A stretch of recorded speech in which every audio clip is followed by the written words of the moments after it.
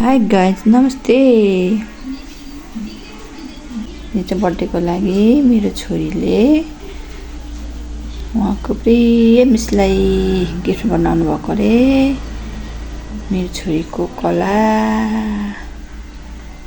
मेरो छोरी चाहिँ 10 क्लासमा पढ्छिन्। 10 क्लासदेखि चाहिँ आज 14 गते हो, 16 गते चाहिँ उसको बिदाई छ।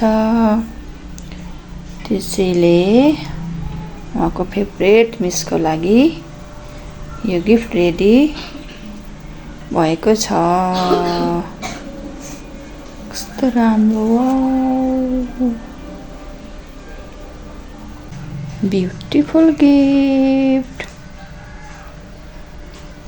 यो जुनीमा तिमीलाई पाए, अर्को जुनीमा तिमीलाई पाऊँ।